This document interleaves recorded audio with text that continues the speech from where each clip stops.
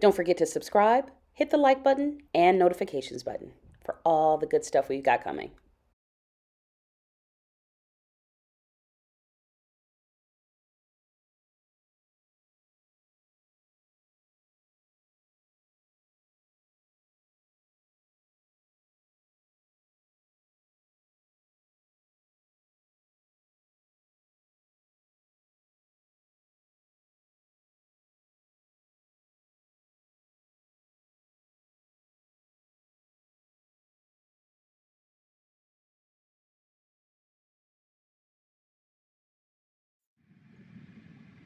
Paula, Yes. so Paula, you actually, it sounded like Wally said, I didn't know this. Did you act in shows at the Rep?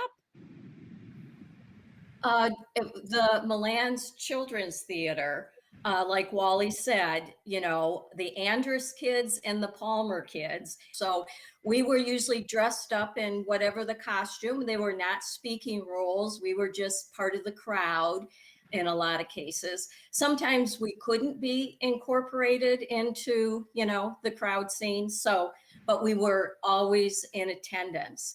And I And I do remember the the productions. The sets were so innovative because the company, of course, was itinerant. We went to high schools, churches, community centers. You didn't always have a proscenium, stage. Um, and so it was all had to be transported. So it was lightweight, beautifully painted. I think John Knox did most of them, but most of the scenery would articulate. They would turn. So one side would be maybe your street scene or your outside scene, and then it would turn and open up into a home scene or whatever it was. And I was just always fascinated by the construction of it.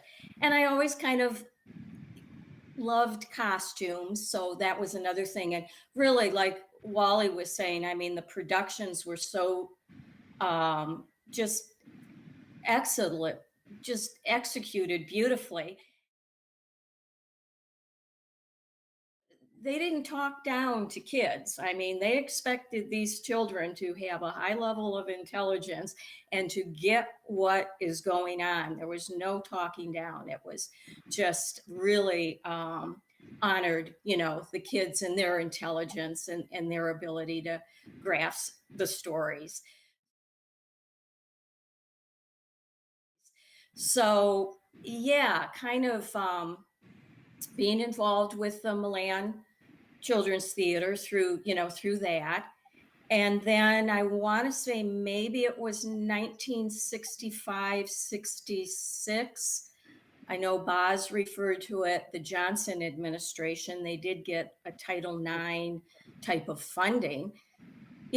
Barbara and Bruce, my mom and dad, Mack and Ruth Palmer, went off to New York and auditioned New York actors. Were able to, offer them contracts, bring them back to live in Detroit. And um, they did a lot of the classics, Oedipus Rex, The Man Who Married a Dumb Wife, um, Tartuffe. I'm probably leaving out some, but again, that was they had a home at the current location of the theater, if memory serves me, but they still um, went to high schools during the week to perform these um, plays, and then on weekends as well, if my memory serves me. Um, but yeah, so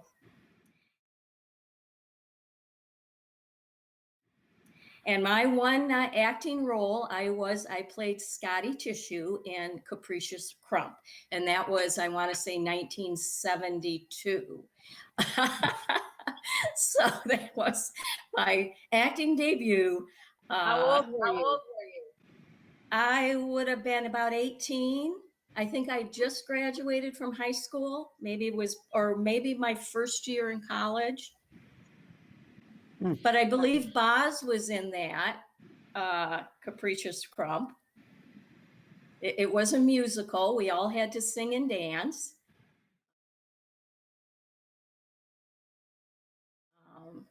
Yeah, all those early shows were musicals. Sing and That's dance. right. Oh my gosh. Yeah, That's yeah, another thing. and they were the music was all composed and written by the musical director Al Youngkin. I guess Mack and Ruth Palmer, my parents, were, you know, co-founders, so to speak. Mm-hmm. They were both, they Mhm. graduated from Wayne State. They all met in the theater department while at Wayne. And it became, you know, fast friends with Bruce and Barbara. Yeah, and Rip and Dee, of course, too. Dee Andrus, that was at the Right, Repertory. Mm. from the beginning, yeah.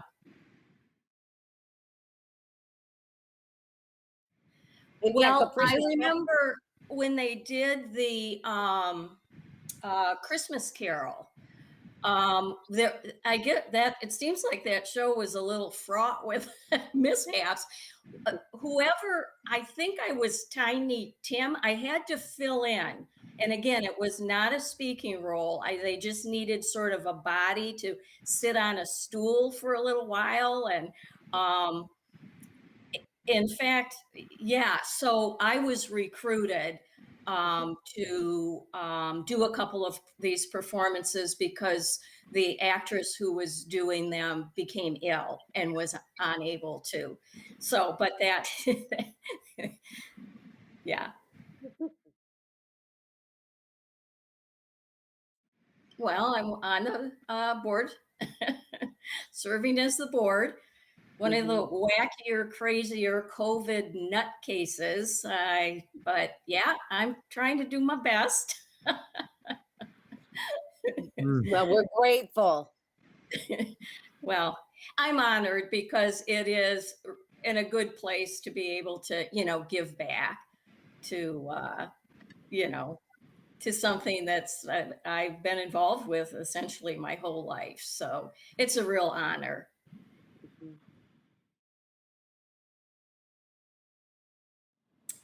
Well, just that, they're the caliber of actor that's always been involved, Milan through the Detroit Rep, and just the amount of awards and recognition that they've received, through the years. But yeah, just that it's been an excellent professional theater with really remarkable actors. So just mentioning that. After the shows, the actors would always come off the stage and the audience would, file through and shake hands. They could ask questions. Do you remember that? Of course. Yeah, Of yeah, course. that was pretty much that's what I thought. That's how I remembered it. My favorite picture, Paula, of you and your mom from Hans Brinker was in one of those lines. Oh, Shaking. okay. Yeah. Yeah. If I wasn't on stage, I'd sit out at in the audience. I knew every word of dialogue from start to finish. If anybody, sort of flubbed their lines, I was like, uh-oh, he just, lost a few lines there. But yeah, I would sit there and watch, from the front row. And generally my sister, Lee Andrus, Dee Dee, we'd be there together. And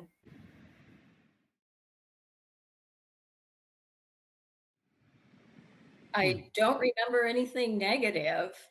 They Okay, were always good. very positively received and very well attended.